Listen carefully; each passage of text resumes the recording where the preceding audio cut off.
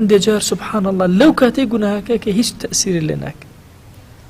ئەفەرمێن بەڵام ئەبێ ئاگا و لێبێ خاڵێکی زۆر گرنگ هەیە، زۆر کەس بێ لێبێ ئاگایە، ئەویش کە ئەوەیە تەسیرەکە نابینێ ئیتر لە بیرێ چێت تەوبە بکە، گوێ ناداتێڵە دیارە هیچ نییە، بەڵام ئەمە لەسەری کۆ ئەبێتەوە، خۆی لە بیری ئەچێتەوە، خۆ لە بیری ناچێتەوە.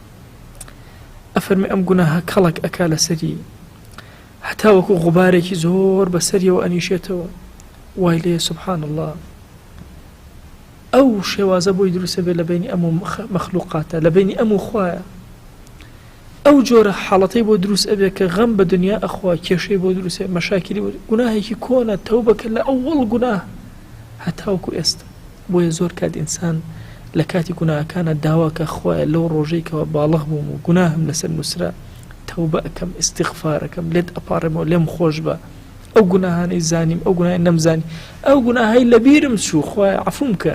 زۆر گوناهەیە ئێمە لە بیرمان چووە، ئەحصاه الله وەنەسووه، خوا ئیحصای کردو، کۆی کردووە ئێمە خۆمان لە بیرمان چووەتەوە. ئەبێ ئینسانی ئیماندار زۆر ئاگای لەوە.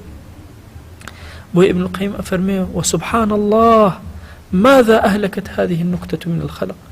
ئەم خاڵە چەندین کەسی فەوتان گوێی لە کاتی خۆی بە گوناهەکە نەدا و هیچ عقوبەیەکیشی نەخوارد، بەڵام دواتر ڕەنگی تیادایە و تووشی غەم و پەژارە و مەشاکیلی زۆر گەورەی کرد. زۆرێک لە غەڕاکان، لە عولەما، لە ئەولیا، لە فوضەلا، لە خەڵکی گەورە تووشی ئەم حاڵەتە ئەبن، گوناهەکەن و هەستەکەن، خوا عقوبەیان نادا، زیاتریان ئەدات، تا کاتێ ئەزان خوا جەلە جەلالوهو ئەیان گرێت. هەموو غەمەکان کەڵک ئەبن بەسەر یەکا ڕووی تێ ئەکەن. ئەفەرمێ ئەمە بێزەبە دۆکو ئەوە وایە کە جۆرێک زەهر بدرێ بە کەسێک، زەهرێکی درێژخایەن، یەکەم جار زەهرەکە خوا هیچ تەسیری لێ ناکە، بەڵام وردە وردە هەر کاتێک ئەزانی شوێنێکی ئێشەکە، شوێنێکی دائەڕزێ، شوێنێکی ئەبێتە برین، کێشێکی بۆ دروستە بێت تاوەکو تاویەکە.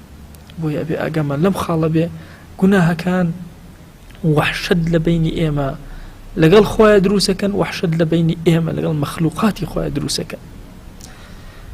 ئەفەرمێ ئەبی دەردا ئەفەرمووی وا عەبدایەتی خوا بکەن کە ئەنەما خوا ئەبینن، هەمیشە خۆتان بە مردوو حساب بکەن و بزانن کەم دەوڵەمەندتان ئەکا، کەمێک کەوا دەوڵەمەندتان کە و نەفستان بەرزکە، زۆر باشتر لەوەی کە زۆرێکتان هەبێ تووشی لەهو لەعەبتان کە.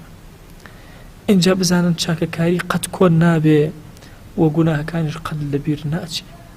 بۆیە ئینسانی ئیماندار ئەبێ زۆر تەوبەکە هەتا وەکو ڕەب العالەمین لێ ئەبوورێ.